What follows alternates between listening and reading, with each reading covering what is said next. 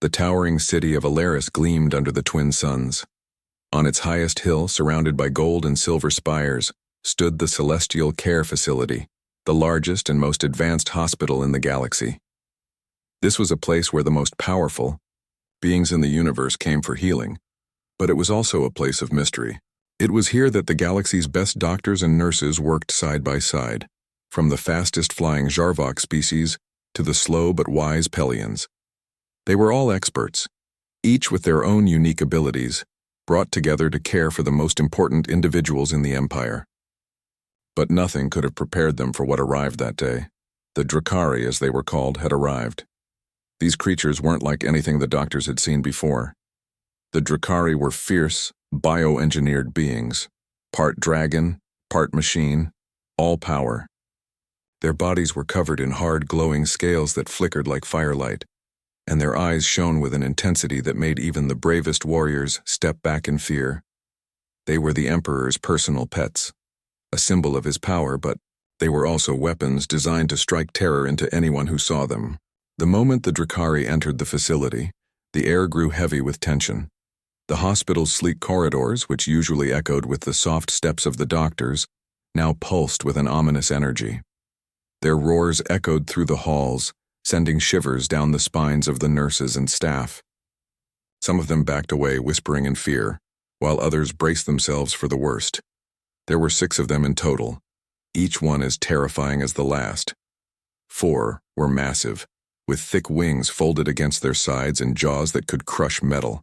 2 were smaller but faster, with sleek bodies and sharp claws that clicked like the sharpest knives. As they were brought into their holding pens, surrounded by heavy metal chains and guarded by Imperial soldiers, their presence was unsettling. None of the staff wanted to approach them. The animals hissed and snapped at anyone who came too close, their anger and fear clear to everyone. It was obvious. These creatures were not happy. The Emperor, in his infinite wisdom, had chosen these beings to be his personal companions, but no one had ever been able to control them. Not the soldiers, not the best animal handlers. They were creatures of war, born in laboratories and raised to be weapons. Even the Emperor's closest advisors couldn't bring them under control. But there was one person who had been called in to help. A young nurse named Alara Volan. She had recently arrived from Earth, a faraway planet that many species in the galaxy thought of as primitive. The humans of Earth were not known for their strength or advanced technology, but Alara had something that no alien could match: her ability to connect with living creatures. Alara was different from the other nurses at the Celestial Care Facility. While most of them had been trained in advanced medical techniques, Alara's gift was more personal. She had always been able to understand animals. She could sense their emotions and respond to them in ways that others couldn't. This special connection with living beings made her a valuable asset, even if most of the doctors didn't understand or respect her abilities. When she entered the room where the Drakari were held, Alara's heart raced. The creatures were even more terrifying up close. They stood taller than any human, their heads brushing the high ceiling of the room. Their eyes glowed with an unholy light, and their teeth were as sharp as knives.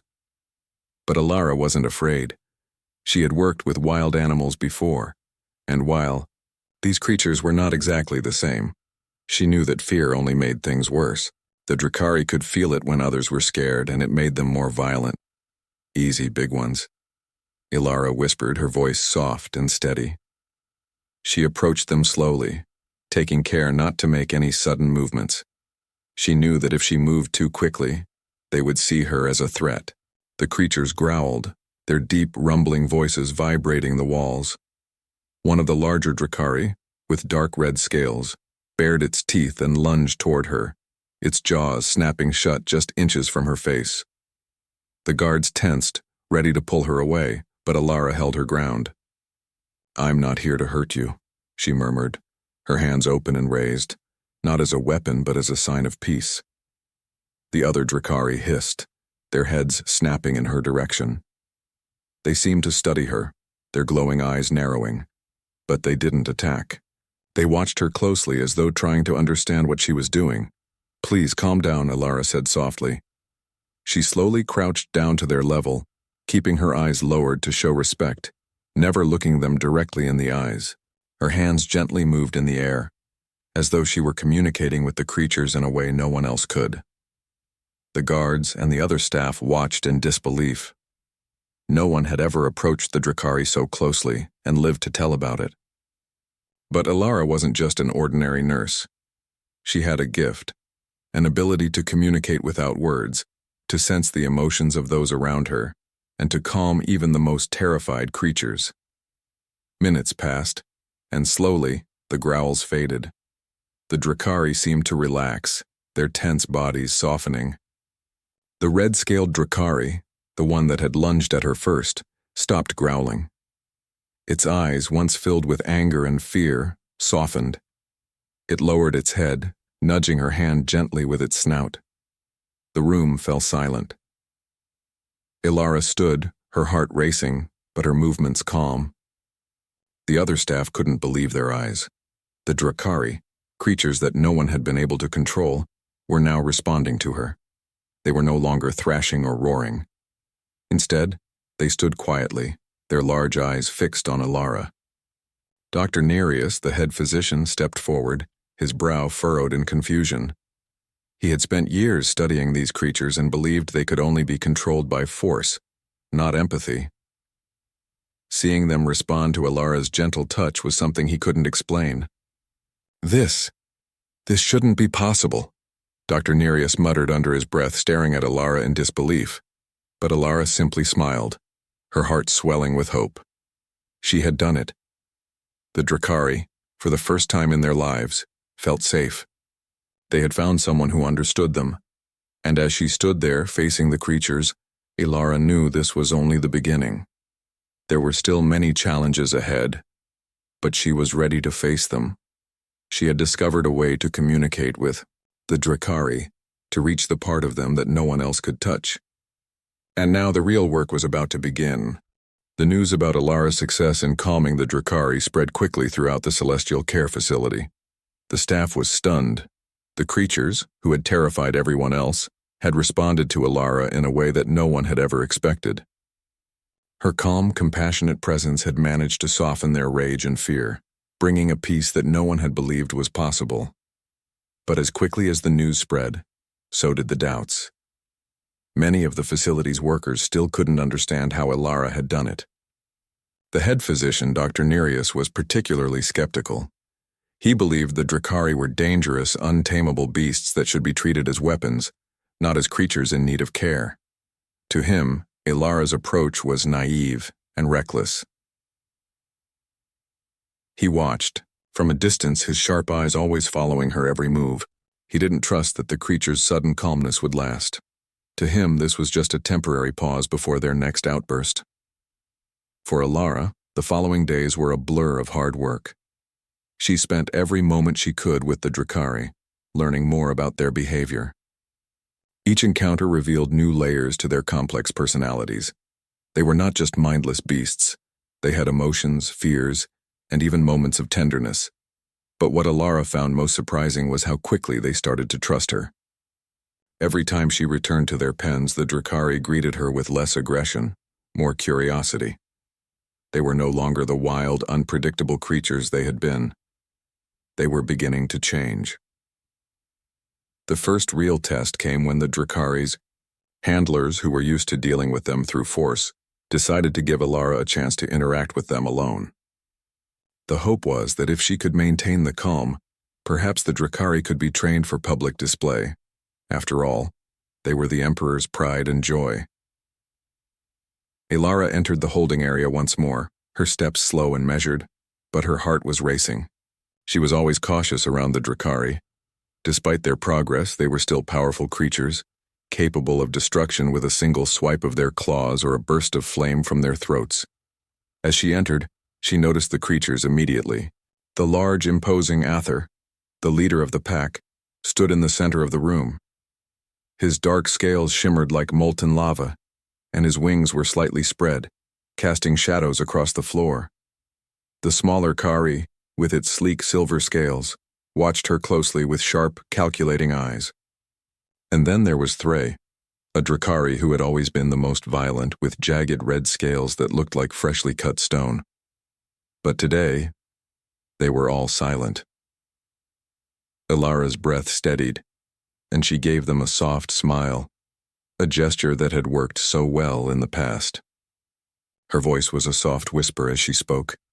"Hello, my friends," she said, not expecting any immediate reaction. She had learned that patience was key. Slowly, she extended her hand toward Ather, the largest of the creatures. At first, he didn't move. He just watched her, his glowing eyes piercing through the dim light of the room. But then, something happened. The tension in his body seemed to ease, just a little. He lowered his head, moving closer to Ilara, his massive form causing the ground to tremble with each step. The other Drakari too began to shift, their movements smoother, less aggressive.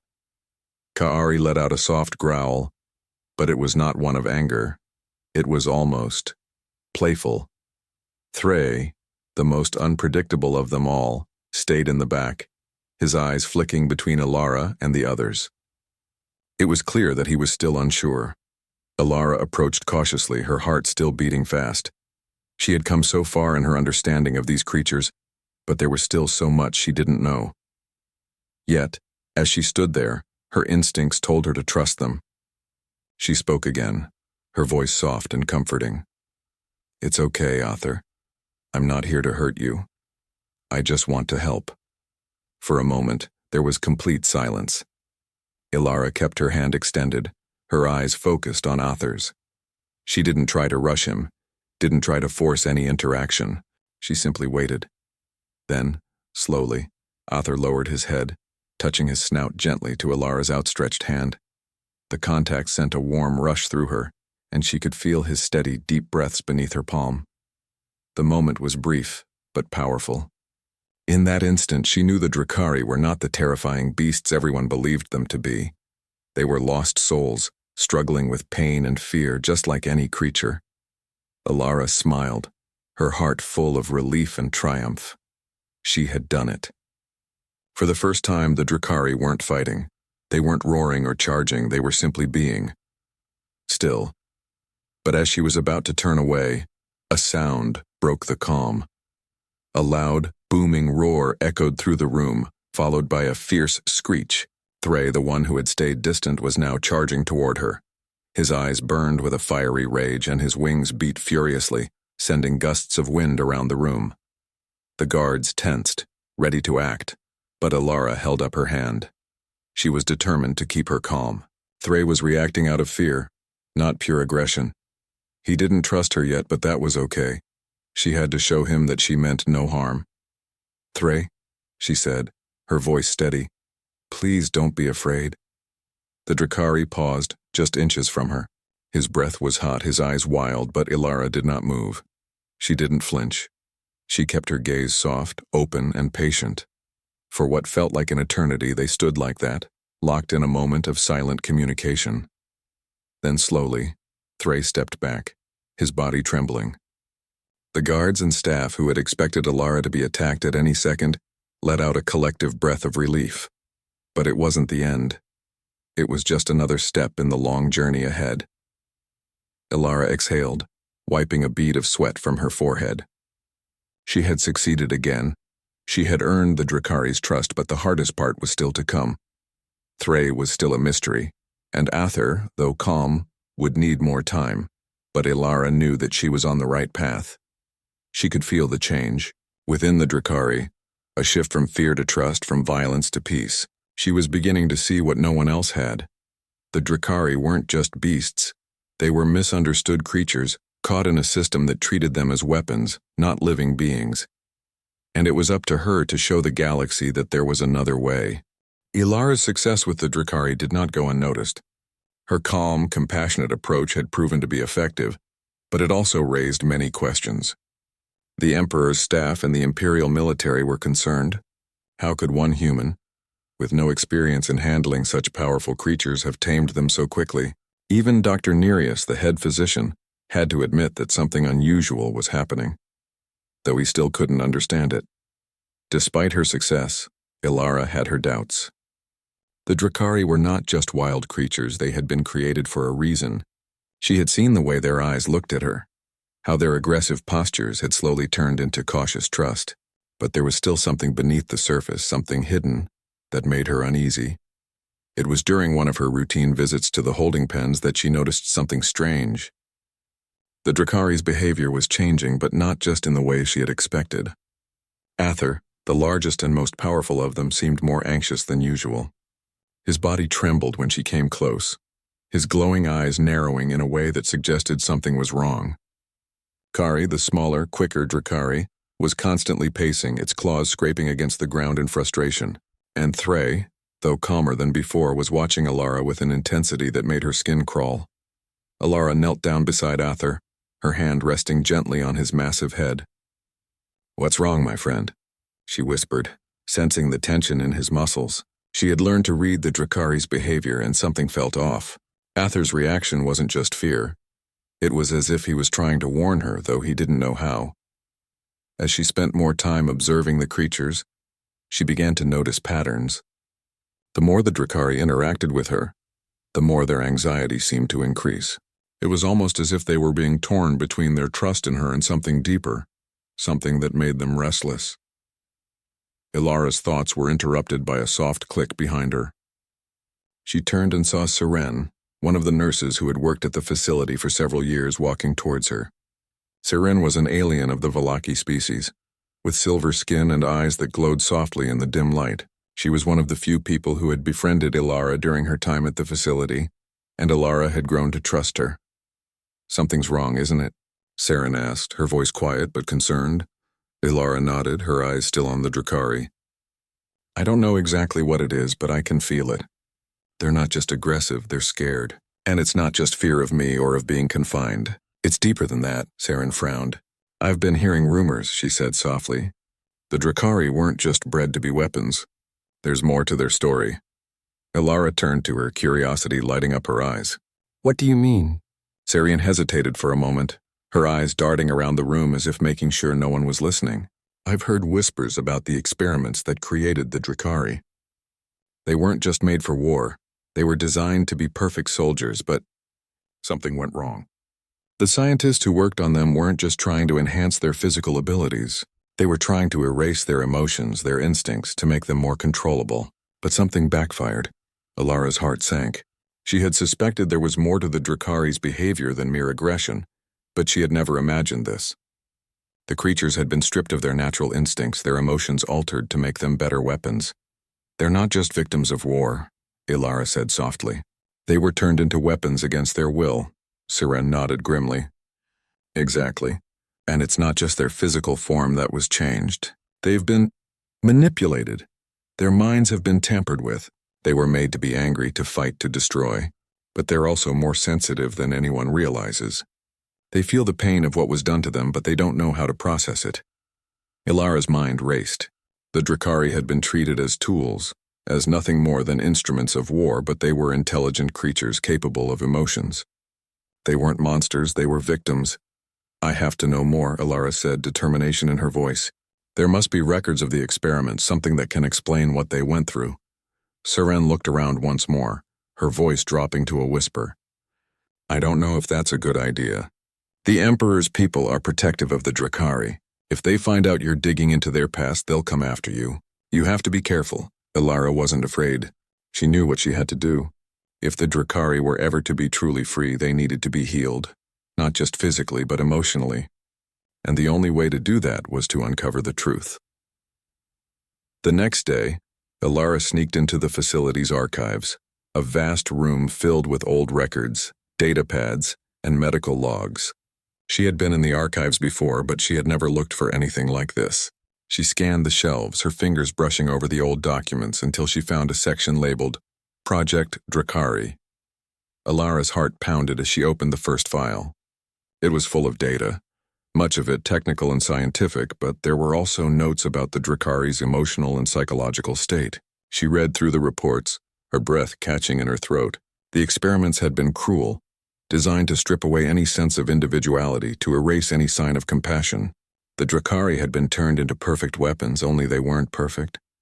The process had left them scarred, mentally and emotionally, and they had never fully recovered. As Alara read, one particular line stood out to her. Test subjects exhibited extreme aggression after the neural reprogramming. Emotional suppression is incomplete, resulting in unpredictable behavior. Alara felt a chill run down her spine. The Drakari weren't just angry, they were confused, lost, and afraid. Their aggression wasn't a natural part of who they were. It had been forced upon them. She needed to tell someone, but she couldn't trust the doctors or the military. The truth about the Drakari's creation was too dangerous, but Alara couldn't ignore it any longer. She had to act for their sake. The weight of what she had learned pressed down on her chest. The Drakari were not monsters. They were not weapons. They were victims of a system that had taken away everything that made them who they were. And now it was up to her to help them heal, to teach them how to trust again. The days following Alara's discovery were filled with a quiet, heavy tension. The truth she had uncovered about the Drakari weighed on her mind, and she knew that she couldn't keep it to herself. The Emperor and his officials had treated the Drakari as tools for war, but now Alara understood that they were not the mindless creatures everyone believed them to be. They were victims of cruel experiments, their minds and emotions twisted in ways that made their rage and fear almost impossible to control. But how could she change everything? How could she show the Empire that the Drakari were not just weapons, but living beings that deserved understanding and care? One afternoon, as Alara was finishing her rounds in the facility, Dr. Nereus approached her. His face was as stern and cold as ever, but there was something different in his eyes. Something that told Alara he was not pleased. "Alara," he began, his voice low and controlled, "I've been watching your progress with the Drakari. It's impressive, but I need to be clear. These creatures were created for a purpose, and that purpose is to serve the Emperor. They are not pets. They are not your personal project." Alara met his gaze, her heart pounding in her chest. "I know what they were made for, Dr. Nereus, but that doesn't mean it's right. They're more than weapons. They were tortured, experimented on." "You don't understand," Dr. Nereus cut her off, his voice suddenly sharp. "I know exactly what was done to them, but you're only seeing part of the picture. The Emperor doesn't want them to be emotional creatures. He wants them to be soldiers, to strike fear into his enemies. And you—" He paused, his eyes narrowing. "You're getting too close. You're going to ruin everything." Alara's breath caught in her throat. She had expected resistance, but not like this. "I'm not trying to ruin anything. I'm trying to help them," Dr. Nereus scoffed. "Help them? You're making a mistake, Alara. The Empire has a plan for these creatures. The sooner you accept that, the better." His words stung, but Alara stood tall. "You're wrong," she said quietly but firmly. "The Drakari have already suffered enough. They need a chance to heal, and I'm going to help them whether you agree or not." Dr. Nereus gave her a look of warning, his lips tight with frustration. "You've been warned," he said coldly, turning on his heel and walking away. Alara watched him go, her mind spinning. It was clear that Dr. Nereus didn't care about the Drakari's well-being, only about using them as tools for the Emperor's ambitions. But Alara couldn't give up on them. She had made a promise to herself and to the Drakari that she would do everything in her power to help them. But things were about to get more complicated. That evening, Alara was summoned to the Emperor's palace. The call was unexpected, and her heart raced as she made her way to the grand halls of the royal complex. When she arrived, she was led to a private chamber where the Emperor himself waited. He was a tall, imposing figure, his face calm but unreadable. Beside him stood General Korth, the commander of the Emperor's military forces, a hulking alien with metallic skin and sharp, calculating eyes. "Ah, Nurse Volan," the Emperor said, his voice smooth and deliberate. "I've been hearing about your progress with the Drakari. It's quite remarkable." Alara felt a flicker of suspicion in her chest. "Thank you, Your Majesty. I believe they just need time and understanding." The Emperor studied her closely. "I've heard about your bond with them," he said slowly, "and I must admit I'm intrigued. But I also wonder if you understand the true nature of these creatures. They are not pets, not friends. They are tools. Tools I plan to use for something much larger than you can imagine." Alara's heart sank. She had known this conversation was coming, but it didn't make it any easier. "Your Majesty, the Drakari are not weapons.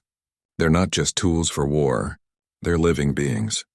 They were created for a purpose, yes, but that purpose doesn't define who they are." The Emperor's gaze hardened, his eyes narrowing. You're speaking as though they have a choice. They don't. They belong to me and I will use them however I see fit. You've helped them become more manageable, but don't fool yourself into thinking you've changed their fate. Elara's voice was steady, but inside she felt a storm rising. I'm not trying to change their fate. I'm trying to give them the chance to choose a different future. They don't have to be trapped in a cycle of violence and fear. The Emperor's lips curled into a thin smile. You're naive, but I admire your spirit. He turned to General Korth. Let's see if she's right. If the Drakari are truly as tame as she claims, we'll give them a real test. Elara's stomach churned as she realized what was happening. The Emperor was testing her, testing the Drakari to see if they could be controlled and used for his plans. If the Drakari failed, it would prove to him that they were nothing more than dangerous weapons. If they succeeded, they would become instruments of war. Your Majesty, please, Elara began, but the Emperor raised a hand to silence her. We'll give them a chance, he said coldly, but make no mistake, Nurse Volan. If they fail, you will be the one held responsible. Elara was left in stunned silence as the Emperor and General Korth left the room, their footsteps echoing in the distance. She felt a sinking feeling in her chest. The trial would come soon, and if the Drakari failed to prove themselves under the Emperor's command, they would be destroyed, just like the Empire had always planned. She had to do something. She had to protect them. That night, Elara met with Serene in secret. The Vallaki nurse listened quietly as Elara explained what had happened. I don't know what to do, Seren. If the Drakari are pushed too far, they might become violent again. But if I don't help them pass the test, they'll be lost forever. Seren placed a reassuring hand on her shoulder. You've already done so much for them. But this trial, it's not just about them. It's about you, too. You have to decide whether you'll follow the Emperor's plan, or whether you'll risk everything to protect them. Elara took a deep breath, her mind made up. I won't let them become tools for war. I'll find a way to make them understand, to help them. But I need to be ready. The test will come soon, and I won't let them fail. As Elara left the meeting, she knew that the coming trial would be the most difficult challenge she had ever faced. But she also knew that she couldn't back down. The Drakari were more than just weapons. They were creatures in need of healing, and Elara would do everything in her power to save them, no matter the cost. The day of the trial arrived quickly. Elara couldn't sleep the night before. Her mind raced with thoughts of the Drakari. What if they couldn't pass the Emperor's test? What if they were forced back into the violence they had been created for? The weight of the situation pressed on her chest, making it hard to breathe. She had spent the last few days preparing the Drakari, spending as much time as she could with them, talking to them, calming them. She was their only hope. If they failed this trial, they would be lost forever, turned into nothing more than mindless killing machines once again. When Elara arrived at the testing grounds, the air was thick with tension. The Emperor, standing tall with his cold, calculating gaze, watched from a distance. His advisors and military officers stood behind him, waiting for the show to begin. General Korth, the Emperor's loyal right-hand man, stood by his side, his eyes fixed on Elara and the Drakari. The creatures were in their pens, their wings folded and their eyes glowing faintly in the dim light. Ather, Kari, and Thray were all there, but they looked uneasy. It was clear they felt the weight of the moment. Elara could see it in their eyes. They were afraid. Afraid of the test, afraid of failure, afraid of what would happen to them if they didn't perform as the Emperor wanted. She walked to their pen, her heart racing. As she approached, she whispered softly, "You've made it this far. You can do this. I believe in you." Ather, the largest and most powerful, lowered his head as if in understanding. Kari, the smaller but quicker one, let out a low growl, her muscles tense, and Thray, the wildest of them all, shifted uncomfortably, still unsure whether to trust Elara or not. "Step aside, Nurse Volan," General Korth barked. "The test is about to begin." Elara stepped back, her gaze never leaving the Drakari. She knew the Emperor was watching closely, but she wasn't concerned about him. She was concerned about the creatures in front of her. This was their moment, and she had to make sure they didn't fail. The test was simple. The Drakari were to demonstrate their strength and obedience. They would be forced to perform a series of commands, showing their ability to follow orders without hesitation. If they failed, they would be punished. If they succeeded, they would prove that they were fit for the Emperor's plans. General Korth called out to the creatures, Ather Kari Thray, show us your power. The Drakari hesitated. For a moment, no one moved. Then Ather's massive form shifted and he took a step forward, his wings unfurling with a dramatic sweep. The crowd gasped in awe at his power, but Alara could see the confusion in his eyes. He wasn't just following orders. He was uncertain, struggling with what he was being asked to do. Kari followed, but her movements were hesitant, as if she too was questioning the test. Thray, the most unpredictable of the Drakari, stood still, his eyes locked on Alara. It was as though he was waiting for her to say something, to tell him what to do. But Alara was silent, watching carefully. The Emperor, watching with a mixture of impatience and curiosity, finally spoke. Enough hesitation. They must prove their strength. Do it now. General Korth gave a sharp nod and the guards moved forward, prodding the Drakari with electric rods. It was a cruel tactic designed to force the creatures into submission, to show their obedience through fear. But the Drakari didn't react as expected. Ather growled low, his muscles tensing, but he didn't lash out. Instead, he looked at Alara, his eyes filled with confusion and uncertainty. Kari too stepped back, refusing to move forward any further. Thray, who had been silent until now, suddenly let out a roar, but it wasn't a roar of anger or rage. It was a cry for help, a cry for understanding. The sound echoed through the testing grounds, shaking everyone to their core. The Emperor's eyes widened in shock while General Korth's expression grew darker. Alara, General Korth shouted. What is this? Why aren't they responding? Alara's heart pounded in her chest, but she stayed calm. She knew what she had to do. She walked forward, her voice gentle and steady as she spoke to the Drakari. It's okay. You don't have to fight anymore. You don't have to follow orders that hurt you. You're not just weapons. You have a choice. The Drakari turned to her, their glowing eyes softening. For the first time, they weren't just beasts obeying orders. They were creatures with emotions, creatures that could make decisions. Ather lowered his head, his massive form bending low as though acknowledging Alara's words. Kari stepped forward, her eyes focused on Alara, and Thray, the wildest of them all, slowly approached, his steps quiet, almost hesitant. Alara smiled, her heart swelling with pride. You can choose to be free, she whispered. You don't have to be slaves to anyone's commands. The Emperor, watching from his throne, was furious. What are you doing, Nurse Volan? He roared. These creatures are mine. You cannot control them like this. But Alara didn't care about the Emperor's rage.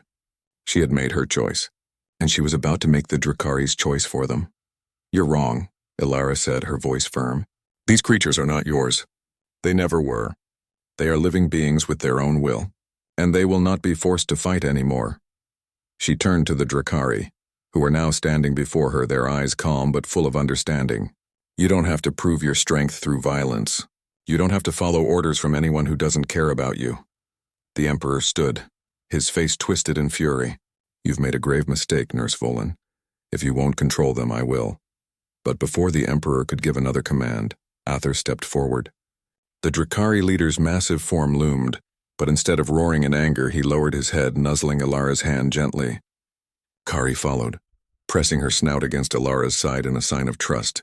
Thray too stepped forward, his glowing eyes soft and calm as he stood beside her. The Emperor's eyes narrowed. So you would choose them over the Empire? Alara met his gaze, her heart steady and firm. I would choose them over anything. Because they deserve freedom, just like every other living being. The Emperor was silent for a moment, and then he laughed. A cold, cruel laugh that echoed through the testing grounds. You think you've won, but you haven't. The Empire will never let this go. But Alara stood tall, unwavering. Then I'll fight for them. I'll fight for their freedom, and I'll fight for what's right. With the Drakari at her side, Alara had made a choice. She had chosen compassion, trust and freedom over fear, control and violence. And in doing so, she had not only changed the Drakari's fate, but her own as well. The battle for their freedom was just beginning, but Alara was ready to face whatever came next. The Drakari were no longer weapons.